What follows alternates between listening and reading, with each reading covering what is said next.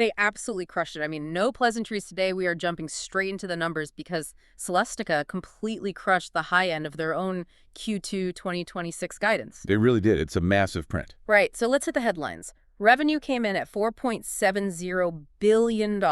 Which is just wild. Yeah, a massive 62% increase year over year. And for EPS, the non-GAAP adjusted EPS came in at 2.54. Safely beating the high end of their 2.14 to 2.34 guidance. Exactly. And GAAP EPS was 3.17. Plus, the guidance, I mean, Q3 2026 revenue is guided to $5.25 billion to $5.55 billion, with adjusted EPS of 2.88 to 3.08. And they didn't stop there, right? Management raised the full year 2026 outlook significantly. Revenue's up to $20.5 billion from $19 billion. $1.5 billion bump. Yeah, and adjusted EPS up to 11.30 from 10.15. Now, just a quick note for you listening. Our focus in this deep dive is strictly on the print and the filing data right at the bell. Right. So real-time stock reactions aren't in this stack of sources. Yeah. But these numbers, I mean, they represent a textbook top and bottom line beat. Oh. Okay, let's unpack this, because reading the headline numbers is one thing, but our mission today for you is to understand exactly what is driving this 62% revenue growth. Which is no small feat. Exactly. And we need to figure out whether the underlying margins and, frankly, the customer concentration present a risk or an opportunity. Right. So breaking down the engine of this growth, Celestica has two main segments. You've got Connectivity and Cloud Solutions, or CCS, and Advanced Technology Solutions, ATS. Yeah, and the CCS side is just doing all the heavy lifting right now. It's the absolute powerhouse. It generated $3.81 billion, making up 81% of total revenue, and it grew 84% year over year. Incredible growth. And within CCS, enterprise, so your servers and storage, that grew a staggering 167% to $1.16 billion. Wow. While communications grew 62% to $2.65 billion. So just massive numbers across the board for CCS. Right, and then you have ATS, which generated $888 million, so about 19% of total revenue. It grew a respectable but much slower 8% year over year. Driven mostly by industrial and health tech. Yeah. But honestly, to me, it looks like CCS is this high-speed bullet train pulling the entire company's valuation forward. That's a good way to look at it. And the ATS segment is just this reliable but really slow-moving freight train hitched to the back. But I have to push back a little here. Sure. Is it actually healthy for a company to have 81% of its revenue tied up in a single segment? I mean, that feels heavily lopsided. Well, what's fascinating here is the why behind it. Yeah. The why behind that CCS explosion. Sure. It is entirely driven by hyperscaler data center build-outs for AI and machine learning. Right, the AI arms race? Exactly.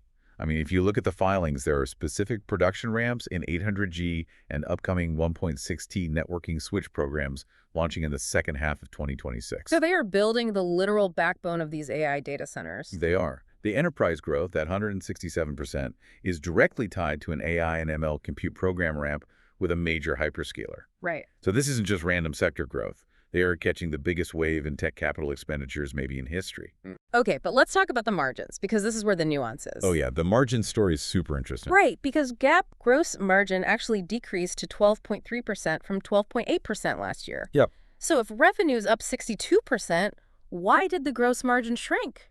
Well, you have to think about the dynamics of... Because it's like, it's like a dealership selling thousands of high-end sports cars at a slightly lower markup. Exactly. The percentage is down, but the absolute cash they generate is just massive. That is exactly the right analogy. And if you look below the line, that's where the real magic happens. Below the line meaning operational costs. Right, the operating leverage. SG&A expenses, so selling, general, and administrative, were only 1.2% of total revenue. Which is insanely low. It is. It's actually down from 1.3%. Because they kept operational costs so tight, the adjusted operating margin actually hit a record high of 8.2%. Up from 7.4%. So they are making less margin per unit, but they are running the business so efficiently that operating profit hits a record. You got it. But there's a big caveat here that we need to talk about. The total return swap. Yes, the TRS caveat. This is a critical detail for anyone digging into the 10Q. Yeah, I saw this and it honestly threw me off at first. It throws a lot of people off. So the GAAP EPS of 3.17, that headline number, it was heavily inflated. By like 90 cents. Right, Yeah. exactly 90 cents per share. And it's a positive impact from a total return swap fair value adjustment. Okay, break that down for the listener. What does that actually mean? So basically, it's a mark-to-market adjustment based on Celestica's stock price fluctuations. So because their stock went up, they had to record a paper gain? Precisely. It's an accounting mechanism to hedge their stock-based compensation, but it artificially inflates GAAP earnings when the stock is on a tear. Oh, wow. So it has nothing to do with them actually selling more servers or switches? Nothing at all. Which is exactly why looking at the 2.54 adjusted EPS is the true metric of core operational success. That makes total sense. You want to strip out the paper gains and see what the factories are actually producing. Exactly. Okay, so let's pivot to the management commentary, because CEO Rob Mionis had some pretty notable things to say about the outlook. He was incredibly bullish. Right, highlighting strengthening second-half customer forecasts and improved component supply. Yeah. But what really caught my eye, they expect 2027 revenue growth to accelerate beyond the 65% growth rate seen in 2026. And with EPS growing even faster. Which is wild. But, and this is a big but, there is a glaring concentration risk in this 10Q. There always is with these Tier 1 suppliers. 3 customers, all in the CCS segment, represent 32%, 17%, and 14% of Q2 revenue. Yeah, that's heavy. So what does this all mean? I mean, that is 63% of total revenue coming from just 3 companies. It's a very tight circle. That's a 3-legged stool. If one of those hyperscalers sneezes, Celestica catches a severe cold, how do retail investors price in that risk? Well, if we connect this to the bigger picture, in the current AI arms race, Yeah. customer concentration is actually a feature, not a bug. A feature? Come on. Yeah. No, really. Think about it.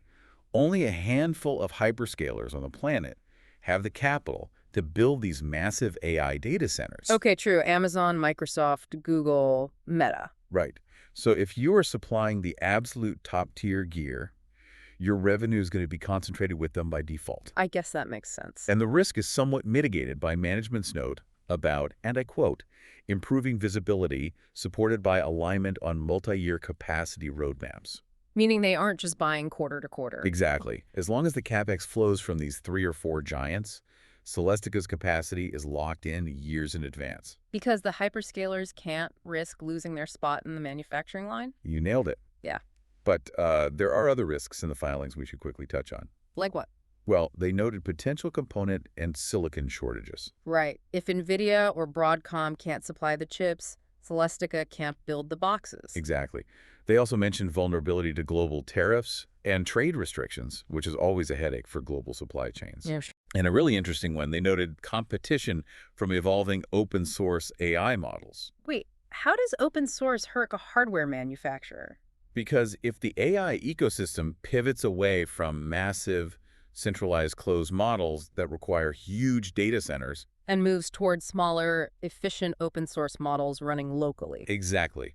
That could cool down hyperscaler CapEx demand over the long term. Oh, wow. That is a really fascinating angle to watch. Yeah, it's definitely something to keep on the radar. All right, so to quickly summarize this deep dive, Celestica is successfully riding the massive wave of AI and data center capital expenditures. Very successfully. Yeah, translating top-line hypergrowth into bottom-line record operating margins, despite some minor gross margin compression. And managing that massive customer concentration. Right. Now, before we wrap up, what's a final thought you want to leave everyone with? Something from the filings to keep an eye on. Well, management is guiding for 2027 growth to accelerate even further, right? Yeah, even faster than 2026. But the filings explicitly mention constraints affecting data center development. Specifically, they call out energy, power, and water constraints in the data center ecosystem. Wow.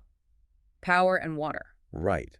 So at what point does physical infrastructure, literally finding enough electricity and water to run and cool these AI data centers, act as a hard ceiling to this hyperscaler-driven hypergrowth? That is a massive question. Because you can build all the servers in the world, but if you can't plug them in... Exactly. It's something for you to watch closely as you track these AI infrastructure plays. Amazing insight.